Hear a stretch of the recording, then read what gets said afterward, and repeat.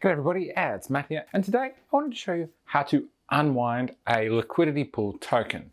So that's an LP token on VVS Finance. So if you're done providing that liquidity, you want to get your two tokens back out of it so that you can use them for something else. Now, before we jump into this, I just need to say, this is not financial advice at all. You should do all of your own research and definitely don't invest in anything that you can't afford to lose. Now, I'm assuming you've got a VVS Finance LP token already.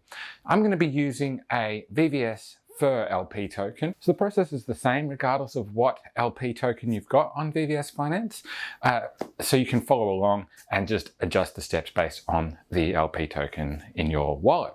I'm also assuming that the token is in your wallet and that you don't need to withdraw the token from the liquidity pool. If you're looking for how to create an LP token on VVS Finance, check out the video I've done up here on how to flash an LP on VVS. It's really easy and straightforward. I'll be doing this using the crypto.com Defi Wallet app on my phone, which I'm also assuming you've already got set up. If you don't, check out my video up here on how to set up the crypto.com Defi Wallet app. Now, let's jump into the app and run through how to do this. So from the crypto.com DeFi Wallet dashboard, you want to pull up the DeFi browser, which is the button in the middle of the menu down the bottom there. And you want to go to VVS Finance. From the VVS Finance app, you want to click the trade button, which is the bottom left one in the menu there. And then you want to choose liquidity.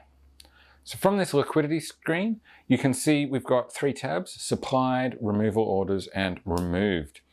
Now, supplied will load and show you what LP tokens you've got in your wallet. So you can see there I've got the VVS-FER token. And again, I'm assuming you've already got these in your wallet, not staked.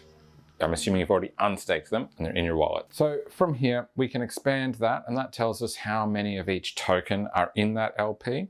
And we can click the remove button here. So we'll click that, and we then have the option to choose how much of that LP we want to remove. I'm going to choose the max. Before it can process, we need to enable. So that's the blue enable button. So to enable, we need to sign the request.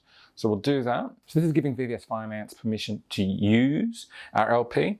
We can then click that remove button, and it will ask us to confirm that this is what we want to do. So you can see here that it's telling us exactly how much VVS and how much FER we're going to be receiving from doing this transaction. So we'll click the confirm button again to confirm that withdrawal request. It'll then tell us what the network fee is estimated to be, and this is in CRO. So you do need to make sure you have CRO in your wallet as well to pay this fee. And when we're ready to go, we'll click that confirm button, and the transaction will be submitted to the blockchain. We can close that notification, and it will go ahead and process that in the background for us. And we can see there now that it has completed. That transaction receipt shows us that it's done.